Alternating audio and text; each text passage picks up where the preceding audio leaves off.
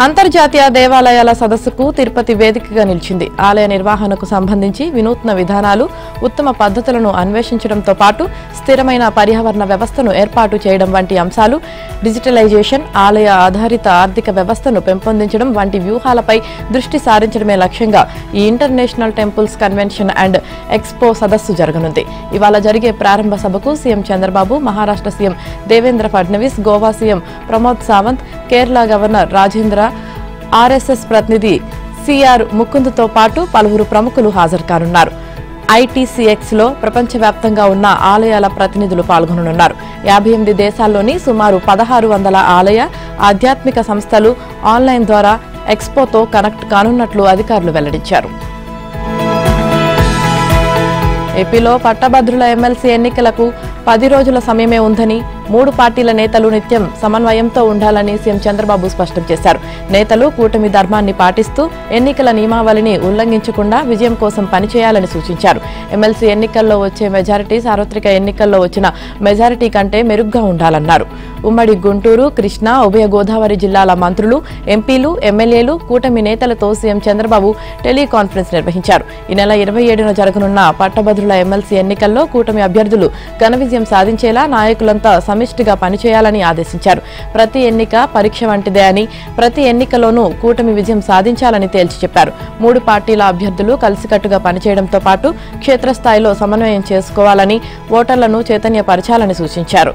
ప్రజలు తమపై నమ్మకంతో 2024 సార్వత్రిక ఎన్నికల్లో 93% స్ట్రైక్ రేట్తో కూటమికి ప్రజలు తీర్పు ఇచ్చారని, ఆ నమ్మకాన్ని నిలబెట్టుకునేందుకు ప్రతిరోజు పనిచేస్తున్నామన్నారు. వ్యవస్థలను గాడిలో పెట్టి అభివృద్ధి, సంక్షేమ కార్యక్రమాలు ప్రారంభించామన్నారు. పాలనలో స్పష్టమైన మార్పు తీసుకువచ్చామని చెప్పారు. బ్రాండ్ ఏపీతో పెట్టుబడులు సాధించి యువతకు ఉద్యోగాలు కల్పించే ప్రయత్నం చేస్తున్నట్లు వెల్లడించారు. జగన్ సర్కార్ దిగిపోయినా ఆయన చేసిన తప్పిదాలు ఇప్పటికీ రైతులను వెంటాడుతున్నాయి. 100లో 1000లో కాదు, లక్షలాది మంది తమ సమస్యలను ప్రభుత్వం దృష్టికి తీసుకొస్తున్నారు. కూటమి ప్రభుత్వం ఏర్పడిన నాటి నుంచి ఈ నెల 6వ తేదీ వరకు అధికారిక లెక్కల ప్రకారం దాదాపు 7 లక్షలకు పైగా ఫిర్యాదులు వచ్చాయి. ఇందులో ఎక్కువ భాగం రెవెన్యూ శాఖకు సంబంధించినవే. అందులోనూ రీసర్వే పేరిట జగన్ సర్కార్ కొత్తగా సృష్టించిన సమస్యలే. గత సర్కార్ సృష్టించిన సమస్యలపై కూటమి ప్రభుత్వం ఏర్పడిన నాటి నుంచి ఫిర్యాదులు, వినతులు వెల్లువెత్తుతూనే ఉన్నాయి. ఇటీవల సీఎం చంద్రబాబు నేతృత్వంలో జరిగిన కార్యదర్శుల సమావేశంలో ప్రజా సమస్యల పరిష్కారంపై ప్రజెంటేషన్ ఇచ్చారు. ప్రభుత్వానికి వస్తున్న ప్రజా ఫిర్యాదులు, విన్నపాలలో ఎక్కువగా జగన్ సర్కార్ చేపట్టిన రీసర్వేపైనే ఉన్నట్లు వెల్లడైంది. జగన్ సర్కార్ రాష్ట్రంలో 17,600 గ్రామాలకు గాను 8,680 గ్రామాల్లో రీసర్వే పూర్తి చేసింది. ఆ గ్రామాల్లోనే లక్షల ఫిర్యాదులు వచ్చాయి. ఈ సర్వే ఉద్దేశం మంచిదే అయినా ఆచరణే చెత్తగా ఉంది. అధికారులు చట్టబద్దమైన సర్వే చేయలేదు. సర్వే సరిహద్దుల చట్టం ప్రకారం ప్రతి దశలో రైతులను భాగస్వాములను చేసి వారి ఆమోదంతో సర్వే చేపట్టాలి. కానీ రైతుల ప్రమేయం లేకుండానే సర్వే చేసినట్లుగా రికార్డులు తయారు చేశారు. దీంతో రైతుల భూముల విస్తీర్ణం, సరిహద్దుల్లో తేడాలు వచ్చాయి. ఆ తప్పులను రైతులపై రుద్దారు. లెక్కలేనన్ని తప్పులను సరిదిద్దడం ఇప్పుడు కూటమి సర్కారు బాధ్యతగా మారింది. విజయవాడలోని జిల్లా జైల్లో ఉన్న మాజీ ఎమ్మెల్యే వల్లభనేని వంశీ బ్యారక్కు అధికారులు పరదాలు కట్టినట్లు తెలిసింది. భద్రతా చర్యల్లో భాగంగానే ఈ నిర్ణయం తీసుకున్నట్లు సమాచారం. గన్నవరంలోని టీడీపీ కార్యాలయంపై దాడి కేసులో ఫిర్యాదుదారుడు ముదునూరి సత్యవర్ధన్ ను కిడ్నాప్ చేసి బెదిరించి కేసు నుంచి తప్పుకునేలా చేశారన్న ఆరోపణలపై వంశీని పోలీసులు అరెస్టు చేశారు. ఈ కేసులో న్యాయస్థానం రిమాండ్ విధించగా జైలు అధికారులు ఆయనకు 1వ నంబర్ బ్యారక్లో ఒక గదిని కేటాయించారు. అందులో ఉన్న వంశీ ఇతర ఖైదీలకు కనిపించకుండా కటకటాల వద్ద పరదా కట్టినట్లు విశ్వసనీయంగా తెలిసింది. ఇతర ఖైదీలెవరూ వంశీ ఉన్న బ్యారక్ వైపు వెళ్లకుండా కట్టుదిట్టమైన భద్రతా ఏర్పాటు చేశారు. బ్యారక్ వద్ద ఉన్న సీసీ కెమెరాల ద్వారా అధికారులు నిరంతరం పర్యవేక్షిస్తున్నారు. కళ్ళెదిటే నీరున్నా తమది కరువు పరిస్థితేనని ఆంధ్రప్రదేశ్ ప్రభుత్వం భావిస్తుంది. ఇదే విషయాన్ని రాజస్థాన్లోని ఉదయ్పూర్ వేదికగా కేంద్ర జలశక్తి మంత్రిత్వ శాఖ నిర్వహించనున్న all India state water ministers conference దృష్టికి తీసుకురానుంది. 2047 నాటికి నీటి సురక్షిత దేశంగా భారత్ అనే థీమ్తో 2 రోజుల పాటు సాగే ఈ జాతీయ స్థాయి సదస్సు రేపు మొదలు కాబోతుంది. ఆఖరి రోజైన బుధవారం రాష్ట్రం తరపున నీటిపారుదల శాఖ మంత్రి నిమ్మల రామానాయుడు మాట్లాడనున్నారు. ఈ సందర్భంగా రాష్ట్ర విభజనతో మిగిలిన విభాగాల తరహాలోనే జిల్లాల్లోని తీవ్రంగా నష్టపోయామని, జలాల్లోనూ అలాగే తీవ్రంగా నష్టపోయామని కేంద్రం దృష్టికి తీసుకురానున్నారు. రాష్ట్రంలో 4 కోట్ల ఎకరాలకు నీరందించే వీలున్న 2 కోట్ల ఎకరాలను మాత్రమే సాగునీరు అందించగలుగుతున్నామని, మరో 1 కోటి ఎకరాలకు సాగునీరు అందించేందుకు కృషి చేస్తున్నామని వివరించనున్నారు. రాష్ట్రంలో 89 ప్రాజెక్టులలో 980 టీఎంసీల జలాలను నిల్వ చేస్తున్నామని, భూగర్భ జలాలను పెంచే విధానాలను అమలు చేస్తున్నామని చెప్పనున్నారు. ఎగువ రాష్ట్రాల్లోని ప్రాజెక్టులలో కృష్ణా, గోదావరి జలాల నిల్వలు ఉన్నా దిగువ రాష్ట్రంగా ఏపీకి వచ్చేసరికి జలాల కొరత కనిపిస్తుందని వివరించనున్నారు. రాష్ట్రానికి కరువు, వరదలు కూడా ఎక్కువేనని, అతివృష్టి, అనావృష్టితో తరచూ తీవ్రంగా నష్టపోతున్నామని కేంద్రం దృష్టికి తీసుకురానున్నారు. రాష్ట్రంలో సాగునీటి పారుదలను పెంచేలా పోలవరం ప్రాజెక్టు, గోదావరి, కృష్ణా నదుల అనుసంధాన పథకం, బనకచర్లను పూర్తి చేస్తామని చెప్పనున్నారు. వెనుకబడిన ఉత్తరాంధ్ర జిల్లాలకు ఉత్తరాంధ్ర సుజల స్రవంతి ద్వారా గోదావరి జలాలను తరలిస్తామని, రాయలసీమ ప్రాంతానికి కృష్ణా జలాలను పూర్తిగా తరలించి కరువు సీమను సస్యశ్యామలం చేసేలా కార్యాచరణ రూపొందిస్తున్నామని వివరించనున్నారు. AP deputy CM Pavan Kalyan ఆదేశాలతో పట్టభద్రుల ఎమ్మెల్సీ ఎన్నికపై సన్నాహక సమావేశం ఏర్పాటు చేశామని మంత్రి నాదెండ్ల మనోహర్ తెలిపారు. ఉభయ గోదావరి జిల్లాల కూటమి అభ్యర్థి పేరాభత్తుల రాజశేఖరం విజయం కోసం కృషి చేయాలని కూటమి నేతలకు, కార్యకర్తలకు పిలుపునిచ్చారు. పట్టభద్రుల ఎమ్మెల్సీ ఎన్నికల నేపథ్యంలో రాజమండ్రిలో జనసేన సన్నాహక సమావేశం నిర్వహించారు. కూటమి ప్రభుత్వం అందిస్తున్న సంక్షేమం, అభివృద్ధి కార్యక్రమాలను ప్రజల్లోకి తీసుకువెళ్లాలని మనోహర్ తెలిపారు. భవిష్యత్తులో యువతకు ఉద్యోగ, ఉపాధి అవకాశాలు కల్పించడంతో పాటు ఉపాధ్యాయులకు విద్యారంగంలో తీసుకురావాల్సిన మార్పుల కోసం కృషి చేస్తామని అభ్యర్థి రాజశేఖరం తెలిపారు. ఉమ్మడి ఉభయ గోదావరి జిల్లాల జనసేన ఎమ్మెల్యేలు, నేతలు పెద్ద సంఖ్యలో ఈ సమావేశంలో పాల్గొన్నారు. శ్రీకాళహస్తి మహాశివరాత్రి బ్రహ్మోత్సవాలపై ఏపీ హోంమంత్రి అనిత సమీక్ష నిర్వహించారు. మహాశివరాత్రి బ్రహ్మోత్సవాల ఏర్పాట్లపై ఆ శాఖ అధికారులను అడిగి తెలుసుకున్నారు. శ్రీకాళహస్తి ఆలయంలోని 2 ద్వారాలలో ఉచిత దర్శన క్యూలైన్ ఏర్పాట్లు, 2 ద్వారాలలో వీవీఐపీలకు క్యూలైన్లు ఏర్పాటు చేశామన్నారు. ఆలయ ఆవరణలో 700 మీటర్ల లోపు వాహనాల పార్కింగ్లో ఏర్పాటు చేస్తామని చెప్పారు. పార్కింగ్ల వద్దనే భక్తుల సౌకర్యార్థం మరుగుదొడ్లు కూడా ఏర్పాటు చేస్తున్నామన్నారు. శివరాత్రి రోజు తోపులాట్లు జరగకుండా క్యూలైన్ ఏర్పాట్లు నిర్వహించామని చెప్పారు. 13 రోజుల పాటు జరిగే మహాశివరాత్రి బ్రహ్మోత్సవాలకు భక్తులకు ఉచిత ప్రసాదాలను కూడా అందజేస్తున్నామన్నారు. దర్శనానికి వచ్చే మహిళలకు జాకెట్, గాజులు, పసుపు, కుంకుమ కూడా అందజేస్తామన్నారు. చంటి పిల్లలను దృష్టిలో పెట్టుకుని పిల్లలు తప్పిపోకుండా జీపీఎస్ ట్యాగింగ్లు కూడా ఏర్పాటు చేస్తున్నామన్నారు. విజయవాడ ప్రభుత్వ భూమిని దర్జాగా కబ్జా చేశారు కేటుగాళ్లు. ఎనీవే రిజిస్ట్రేషన్తో నెమ్మదిగా భూములను అమ్మేశారు. ప్రభుత్వ అధికారులు స్థలాన్ని సర్వే చేసినా సరే లెక్క చేయకుండా ముందుకెళ్లారు. ఈ వ్యవహారాన్ని ఏబిఎన్ ఆంధ్రజ్యోతి వెలుగులోకి తీసుకురావడంతో ప్రభుత్వ భూమిని కాపాడాలంటూ ప్రజలు కోరుతున్నారు. విజయవాడలో కార్పొరేషన్కు చెందిన భూమి కబ్జా గురైంది. పాయకాపురం కండ్రిక కాలనీ శివారులో ఆంధ్ర సిమెంట్ ఫ్యాక్టరీకి చెందిన హౌస్ సొసైటీ లిమిటెడ్ వెంచర్ ఉంది. అయితే సొసైటీ వెంచర్, కండ్రిక కాలనీకి మధ్య విజయవాడ కార్పొరేషన్కు చెందిన 4000 గజాల స్థలంపై ఓ వ్యక్తి కన్నేశాడు. సొసైటీ భూములు ఉన్న సర్వే నెంబర్, డాక్యుమెంట్ల ఆధారంగా నకిలీ డాక్యుమెంట్లు పుట్టించి పక్కా ప్రణాళిక ప్రకారం 36 ప్లాట్లుగా చేశారు. ప్రభుత్వ స్థలాన్ని కబ్జా చేసేందుకు ఈ గ్యాంగ్ సరిహద్దు రాళ్లు వేయగా ఏబిఎన్ ఆంధ్రజ్యోతి వెలుగులోకి తీసుకువచ్చింది. వెంటనే తహసీల్దార్ సుగుణ కార్పొరేషన్ స్థలం వేసిన సరిహద్దు రాళ్లను తొలగించారు. చివరకు స్థలం విజయవాడ కార్పొరేషన్ కు చెందిన భూమిగా టౌన్ ప్లానింగ్ తహసీల్దార్ ధృవీకరించారు. దీనిపై చర్యలు తీసుకోవాలని కలెక్టర్కు రెవెన్యూ అధికారులు లేఖ రాశారు. కానీ అధికారులు వెళ్లిపోయిన తర్వాత కబ్జా మరోసారి రంగంలోకి దిగింది. కూలీలను పెట్టి మరోసారి తొలగించిన చోట రాళ్లు పాతించి కబ్జా చేశారు. 5 ఏళ్లలో పరిపాటిగా మారిందని ప్రజలు వాపోతున్నారు. ఇప్పటికైనా ప్రభుత్వ స్థలాలు కాపాడే విధంగా చర్యలు తీసుకోవాలని కోరుతున్నారు. రాష్ట్రంలో గులియన్ బారే సిండ్రోమ్లో మరో ప్రాణాన్ని బలి తీసుకుంది. ఇప్పటికే శ్రీకాకుళం జిల్లాలో 6 ఏళ్ల బాలుడు జీబీఎస్తో మరణించగా ఆదివారం ప్రకాశం జిల్లాకు చెందిన 50 ఏళ్ల మహిళ గుంటూరు ప్రభుత్వాసుపత్రిలో ప్రాణాలు కోల్పోయారు. కొమరోలు మండలం అలసందలపల్లి గ్రామానికి చెందిన వ్యవసాయ కూలీ కమలమ్మ ఈ మహమ్మారి బారిన పడి ఆదివారం మృతి చెందారు. దీంతో ఆరోగ్య శాఖ ఉన్నతాధికారులు రంగంలోకి దిగి కొన్ని చోట్ల ప్రత్యేక చికిత్సకు ఏర్పాట్లు చేశారు. ప్రస్తుతం రాష్ట్రంలో 59 కేసులు వెలుగులోకి వచ్చాయి. పలువురు చికిత్స పొంది డిశ్చార్జ్ అవగా ప్రస్తుతం 14 మంది వేర్వేరు ఆసుపత్రుల్లో ఉన్నారు. డిశ్చార్జ్ అయిన వారిపై ఆరోగ్య శాఖ ప్రత్యేక నిఘా పెట్టింది. వ్యాధి నిర్ధారణ, వైద్యం అందించడంలో ఆలస్యం కాకుండా ఈ మరణాలు సంభవించినట్లు వైద్యులు చెబుతున్నారు.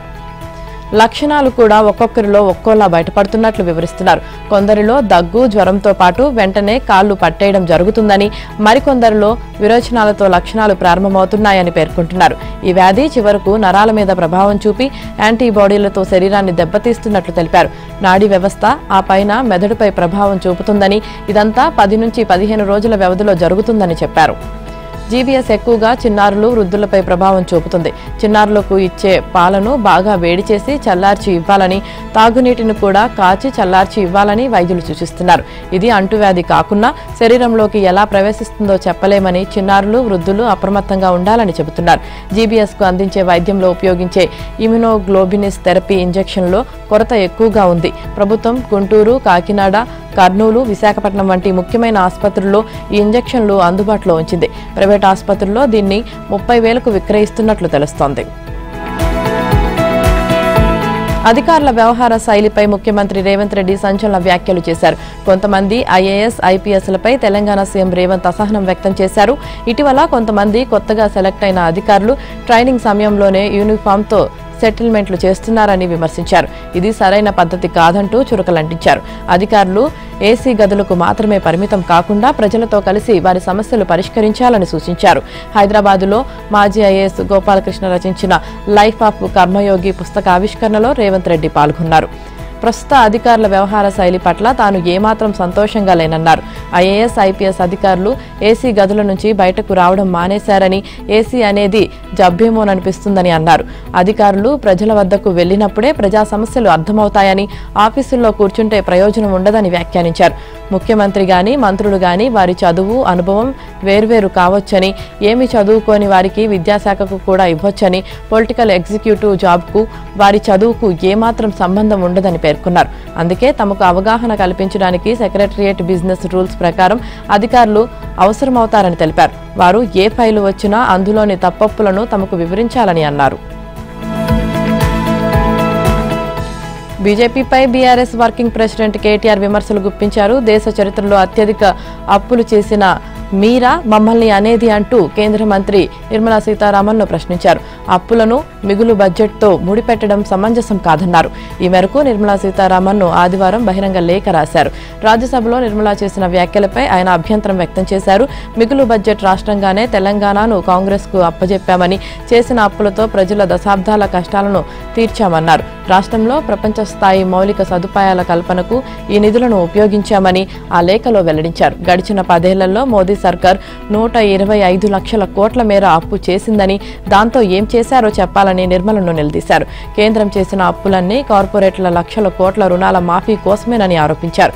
ఇటు రైల్వే కేటాయింపుల్లో బీజేపీ సవతి ప్రేమ కనబరుస్తుందని, రాష్ట్రానికి అన్యాయం చేస్తున్న బీజేపీని ప్రజలు క్షమించరన్నారు. కేంద్ర బడ్జెట్లో పసుపు బోర్డుకు ఒక్క పైసా కూడా కేటాయించకపోవడం దారుణమన్నారు. తెలంగాణలోని పీహెచ్సీల్లో వైద్యులు, సిబ్బంది సకాలంలో విధులకు హాజరు కావటం లేదు. వచ్చినా ఇలా వచ్చి అలా వెళ్తున్నారన్న ఆరోపణలు ఉన్నాయి. కొన్ని జిల్లాల్లో అయితే వారానికి 1-2 సార్లు కూడా డాక్టర్లు పీహెచ్సీలకు రావడం లేదు. వాస్తవానికి ప్రతి పీహెచ్సీలో ఉదయం 9 గంటల నుంచి సాయంత్రం 4 గంటల వరకు వైద్యులు ఉండాలి. కానీ చాలా పీహెచ్సీల్లో 2-3 గంటలకు మించి వైద్యులు ఉండటం లేదన్న విమర్శలు ఉన్నాయి. గిరిజన ఏజెన్సీ ప్రాంతాల్లోనైతే పరిస్థితులు మరీ అధ్వానంగా ఉన్నట్లు తెలుస్తుంది. గ్రామీణ ప్రాంతాల్లో ప్రజలు ఉదయం వేళనే ఆసుపత్రులకు వస్తారు. కానీ ప్రభుత్వ ప్రాథమిక ఆరోగ్య కేంద్రాల్లో డాక్టర్లు లేకపోవడంతో వారు ఊళ్లలోని ఆర్ఎంపీ వైద్యులని ఆశ్రయిస్తున్నారు. ఈ పరిస్థితిని చూసి డాక్టర్లతో రోగులు గొడవ పెట్టుకుంటున్న సందర్భాలు కూడా ఉన్నాయి. డిఎంహెచ్ఓలు, డిప్యూటీ డిఎంహెచ్ఓలు, ప్రోగ్రామ్ ఆఫీసర్లలో అత్యధికులు స్థానికంగా ఉండటం లేదు. హైదరాబాద్లో ఉంటూనే అప్పుడప్పుడు విధులకు వెళ్లొస్తున్నారని విమర్శలు వస్తున్నాయి. రాష్ట్రంలో 868 పీహెచ్సీలు ఉన్నాయి. గత ప్రభుత్వ హయాంలో అన్ని పీహెచ్సీల్లో వైద్యుడు, ఫార్మసీ, ల్యాబ్ వద్ద 3 చొప్పున సీసీ కెమెరాలు పెట్టి వాటిని హైదరాబాద్లోని డీహెచ్ కార్యాలయంలోని కమాండ్ కంట్రోల్ రూమ్తో అనుసంధానించారు. రాష్ట్రంలోని ఏ పీహెచ్సీని అయినా అక్కడ నుంచి పర్యవేక్షించవచ్చు. కొన్ని రోజులు కొనసాగిన ఈ పర్యవేక్షణ ఇప్పుడు మూలన పడింది. దాంతో వైద్యులు విధులకు డుమ్మా కొడుతున్నారని తెలుస్తుంది. చాలా చోట్ల సీసీ కెమెరాలను పనిచేయకుండా చేశారన్న విమర్శలున్నాయి. డుమ్మా డాక్టర్లకు చెక్ పెట్టాలంటే జీపీఎస్ విధానాన్ని అమలు చేయాలని నిపుణులు సూచిస్తున్నారు. ఈ హాజరు ఆధారంగానే వైద్యులు, వైద్య సిబ్బందికి వేతనాలిచ్చే విధంగా ప్రభుత్వం చర్యలు తీసుకుంటేనే వ్యవస్థ బాగుపడుతుందని వైద్య నిపుణులు సర్కారుకు సూచిస్తున్నారు. దేశంలో ఎక్కడా లేని విధంగా రైల్ మల్టిపుల్ మ్యానుఫ్యాక్చరింగ్ పరిశ్రమను కాజీపేటలో ఏర్పాటు చేసేందుకు రైల్వే శాఖ కసరత్తు చేస్తుంది. ఇప్పటికే కాజీపేటకు వ్యాగన్ తయారీ కేంద్రంతో పాటు ఇటీవల కోచ్ ఫ్యాక్టరీని కూడా రైల్వే శాఖ మంజూరు చేసింది. అయితే బడ్జెట్లో కాజీపేట రైల్వే తయారీ పరిశ్రమను బహుళార్థకంగా వాడుకుంటామని కేంద్రం ప్రకటించింది. దీంతో ఇక్కడ వందే భారత్ రైళ్లతో పాటు ఇతర ప్యాసింజర్ గూడ్స్ ఈఎంయూ కోచ్లు కూడా సిద్ధం కానున్నాయి. దేశంలో ఇప్పటి వరకు ఇలాంటి తయారీ కేంద్రం ఎక్కడా లేదు. ఈ అరుదైన అవకాశం కాజీపేటకు వస్తుండటంతో ఉపాధి అవకాశాలు మెరుగవుతాయని ఆశలున్నాయి. 2023 జూలై 8న ప్రధాని మోదీ కాజీపేటలో వ్యాగన్ తయారీ పరిశ్రమకు భూమి పూజ చేశారు. 152 ఎకరాల్లో 521 కోట్ల అంచనా వ్యయంతో ఏటా 2400 వ్యాగన్ల తయారీ సామర్థ్యం కలిగిన పరిశ్రమను 2025 మార్చి నాటికి ప్రారంభించాలని నిర్ణయించారు. 60% పైగా పనులు పూర్తయ్యాయి. ఆగస్టు వరకు మిగతా పనులు పూర్తి చేసి వ్యాగన్ల ఉత్పత్తి మొదలు పెట్టాలని రైల్వే శాఖ కసరత్తు చేస్తుంది. కాజీపేటకు కోచ్ ఫ్యాక్టరీకి బదులు వ్యాగన్ పరిశ్రమను ఇచ్చిన కేంద్రం అనూహ్యంగా 2024 సెప్టెంబర్ 9న ఆ కర్మాగారాన్ని కోచ్ ఫ్యాక్టరీగా అప్గ్రేడ్ చేసింది. ఎల్హెచ్బి ఈఎంయూ కోచ్ల తయారీకి యూనిట్ను అభివృద్ధి చేయాలని నిర్ణయించింది. ఈ కోచ్ ఫ్యాక్టరీ కోసం 251 కోట్ల నిధులను కేటాయించింది. వచ్చే ఏడాది మార్చి నాటికి కోచ్ల తయారీ మొదలయ్యేలా పనులు జరుగుతున్నాయి. దేశంలోనే ఏకైక మల్టిపుల్ ఫ్యాక్టరీ రైల్వే శాఖకు చెన్నై, కపుర్తులా, బెంగళూరు, పటియాలా, చిత్తరంజన్, వారణాసి, రాయ్బరేలీలో మాత్రమే కోచ్ ఫ్యాక్టరీలున్నాయి. మరో 11 చోట్ల వ్యాగన్ తయారీ పరిశ్రమలున్నాయి. అయితే దేశంలో ఎక్కడా మల్టిపుల్ రైల్వే మ్యానుఫ్యాక్చరింగ్ కేంద్రం లేదని రైల్వే అధికారులు పేర్కొంటున్నారు. కోచ్ ఫ్యాక్టరీ కోసం తొలి విడతలో కేంద్రం 251 కోట్లను కేటాయించింది. వ్యాగన్ పరిశ్రమ కోసం ఏర్పాటు చేస్తున్న షెడ్లు, ట్రాక్లతో పాటు బోగిలకు పెయింట్ వేసే షెడ్లను కోచ్ ఫ్యాక్టరీకి కూడా వినియోగించుకోనున్నారు. తొలుత వ్యాగన్ పరిశ్రమ కోసం 521 కోట్లతో తయారు చేసేలా మొదలయ్యేలా పనులు జరుగుతున్నాయి. గ్రేటర్ హైదరాబాదులో మునుపెన్నడూ లేని విధంగా చికెన్ సెంటర్లు వెలువెలబోతున్నాయి. మటన్ షాపులు, చేపల మార్కెట్లు కిటకిటలాడుతున్నాయి. కిలో చికెన్ తెచ్చి వండుకొని 2 పూటలు ఇష్టంగా తినే సామాన్య మధ్యతరగతి ప్రజలు ఇప్పుడు కోళ్ల పేరెత్తితేనే వామ్మో అంటున్నారు. లైవ్, స్కిన్లెస్, బోన్లెస్ ఇలా చికెన్ అమ్మకాల జాబితాలో రేట్లు బాగా తగ్గించినా కూడా ఆ షాపుల వైపే జనం వెళ్లడం లేదు. ఫలితంగా చికెన్ అమ్మకాలు భారీగా తగ్గిపోయాయి. గతంలో గ్రేటర్ వ్యాప్తంగా రోజుకు సుమారు 6 లక్షల కిలోల వరకు చికెన్ అమ్మకాలు జరిగేవని, కొన్నాళ్లుగా అది 3 నుంచి 4 లక్షల కిలోలకే పరిమితమవుతుందని, ఎక్కువ ధర అని జెర్సీ పండగలప్పుడు తప్ప మటన్, చేపలు తినని ప్రజలు ఇప్పుడు ఆ షాపులకే వెళ్తున్నారు. ప్రజల తాకిడిని ఆసరాగా చేసుకుని మటన్, చేపల వ్యాపారులు రేట్లు పెంచేసి అమ్ముతున్నారు.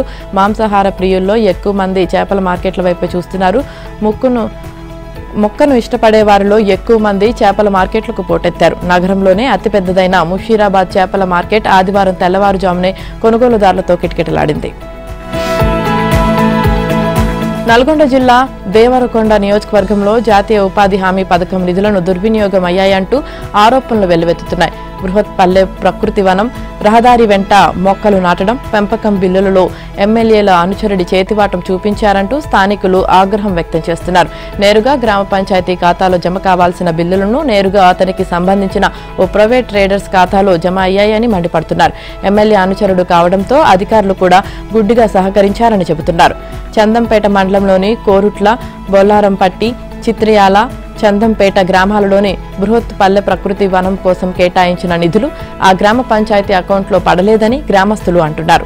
ఆ నగదు మొత్తాన్ని నేరుగా ఎమ్మెల్యే అనుచరుడు అయిన కిన్నెర హరికృష్ణకు చెందిన కిన్నెర ట్రేడర్స్ ఖాతాలో బిల్లులను జమ చేయించుకున్నారని వారు ఆరోపిస్తున్నారు. 2021-22 సంవత్సరం నాటి 40 లక్షలకు పైగా పెండింగ్లో ఉన్న బిల్లులను సర్పంచ్ల ద్వారా తమకు రావాల్సిన బిల్లులను కిన్నెర ట్రేడర్స్ ఖాతాలో జమ చేయాల్సిందిగా వినతి పత్రాన్ని ఆ శాఖ ఉన్నతాధికారులకు ఇప్పించి వాటిని ఆమోదింపజేసుకుని బిల్లులు జమ చేయించుకున్నారని స్థానికులు చెబుతున్నారు.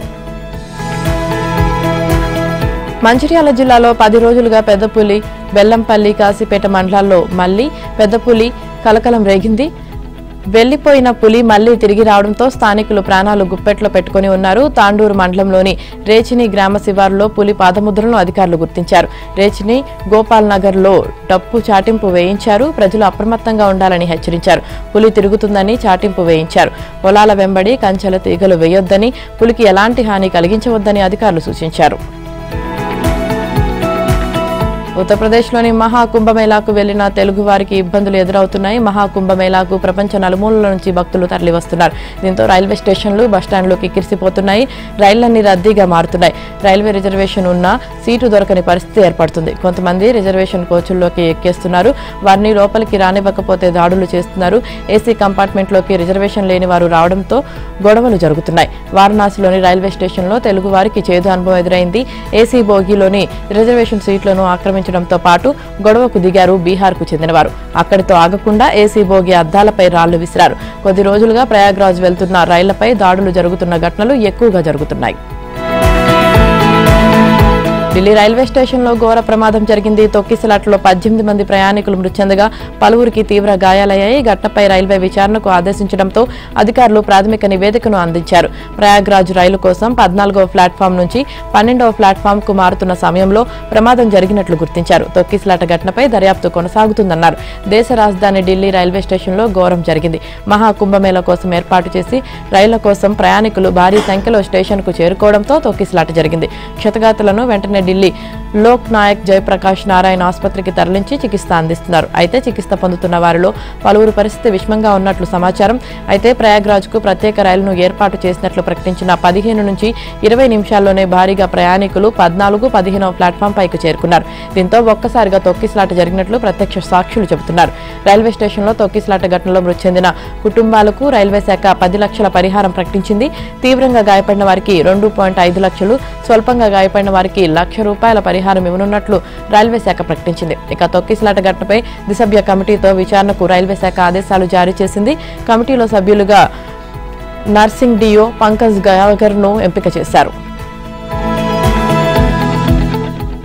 సరైన పత్రాలు లేకుండా అక్రమంగా అమెరికాకు వెళ్లిన 228 మంది భారతీయులను తాజాగా ఆ దేశం వెనక్కి పంపింది. అలాంటి వలసదారుల 3వ బ్యాచ్ నిన్న అమెరికా సైనిక విమానంలో అమృత్సర్లో దిగింది. ట్రంప్ పరిపాలన చేపట్టిన భారీ అణచివేత చర్యల్లో భాగంగా శనివారం 2వ బ్యాచ్లో 119 మంది భారతీయ పౌరులను బహిష్కరించిన ఒక రోజు తర్వాత 112 మంది భారతీయ అక్రమ వలసదారులతో కూడిన 3వ యుఎస్ సైనిక విమానం ఆదివారం రాత్రి 10 గంటలకు అమృత్సర్ విమానాశ్రయానికి చేరుకుంది. అమెరికాలో అక్రమ వలసదారులపై కఠిన చర్యలు తీసుకున్న 10 రోజుల వ్యవధిలో ఇది 3వసారి ఇలా వచ్చింది. 2వ బ్యాచ్లో బహిష్కరించబడిన 119 మందిలో 100 మంది పంజాబ్, హర్యానాకు చెందినవారున్నారు. వారిలో కొందరు భారతదేశానికి తిరిగి వెళ్లేటప్పుడు తమ చేతులకు సంకెళ్లు వేశారని పేర్కొన్నారు. ఈ చర్యను అమెరికా పరిపాలన భారతదేశంలో ప్రధానంగా రాజకీయ కారిడార్లలో తీవ్రంగా విమర్శించింది.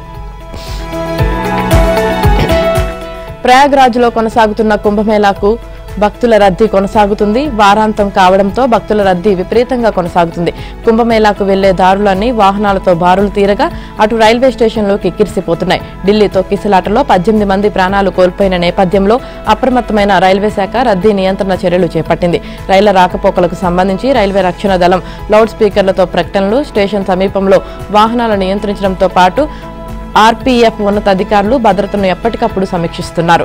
మహాకుంభమేళాకు భారీగా భక్తులు తరలివస్తుండటంతో యూపీ రహదారులు, రైల్వే స్టేషన్లు కిక్కిరిసిపోతున్నాయి. దీంతో ఎటువంటి అవాంఛనీయ సంఘటనలు చోటు చేసుకోకుండా చూసేందుకు ఆయా ప్రదేశాల్లో సాధారణ పోలీసులతో పాటు జీఆర్పీ, ఆర్పీఎఫ్ బలగాలను భారీ సంఖ్యలో మోహరించారు.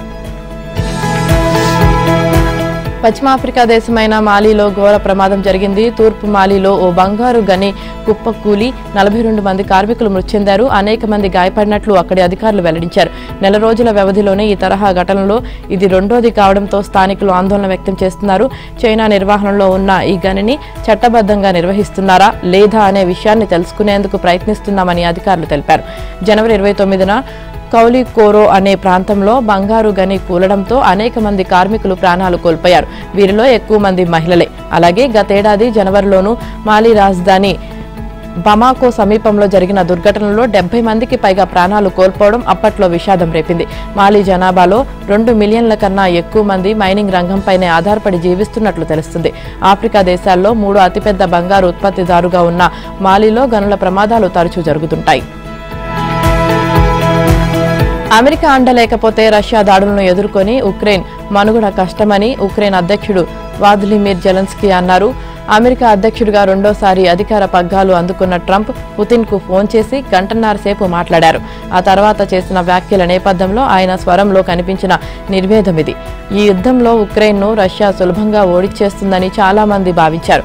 కానీ అమెరికా, యూరోప్ దేశాల సహకారంతో ఉక్రెయిన్ తన పోరాటాన్ని కొనసాగిస్తూ వస్తుంది. ఒక దశలో రష్యన్ యుద్ధ ట్యాంకర్లను, నల్ల సముద్రంలో రష్యా యుద్ధ నౌకలను సైతం డ్రోన్లు, పాశ్చాత్య దేశాలు అందించిన క్షిపణుల సాయంతో నాశనం చేసి తీవ్ర నష్టం కలిగించింది. మనీ లాండరింగ్ కేసులో మారిషస్ మాజీ ప్రధాని ప్రవింద్ జగన్నాథ్ అరెస్ట్ అయ్యారు. ఆయన నివాసంలో సోదాలు నిర్వహించిన ఆ దేశ ఆర్థిక నేరాల కమిషన్ ప్రవింద్తో పాటు ఆయన సతీమణి కోబితాను గంటల పాటు విచారించింది. అనంతరం ప్రవింద్ను అరెస్టు చేసినట్లు అధికారికంగా వెల్లడించింది. సెంట్రల్ మార్షల్స్లోని మెకాలో ఉన్న నిర్బంధ కేంద్రంలో ఆయన్ను ఉంచినట్లు తెలిపింది. ప్రవింద్ జగన్నాథ్పై ఈ కేసు ఉన్నట్లు ఇప్పుడు ఆయన అరెస్ట్ చేసినట్లు తెలిసింది. మండు వేసవిలో క్రికెట్ ప్రేమికులను ఉర్రూతలూగించే ఇండియన్ ప్రీమియర్ లీగ్ పూర్తి షెడ్యూల్ను బీసీసీఐ వెల్లడించింది. ఈ లీగ్ 18న సీజన్ మార్చి 22 నుంచి ఆరంభమై మే 25 వరకు జరిగే ఫైనల్తో ముగుస్తుంది. ఇందులో భాగంగా 65 రోజుల పాటు దేశంలోని 13 నగరాల్లో మొత్తంగా 74 మ్యాచ్లు జరగనున్నాయి. తొలి మ్యాచ్లో defending champion Kolkata knight riders, royal challengers Bengaluru తలపడనున్నాయి. ఆరంభ, ఫైనల్ మ్యాచ్లకు కూడా ఈడెన్ గార్డెన్స్ వేదికగా కానుంది. ఇక ఈ షెడ్యూల్లో 12 డబుల్ హెడర్ మ్యాచ్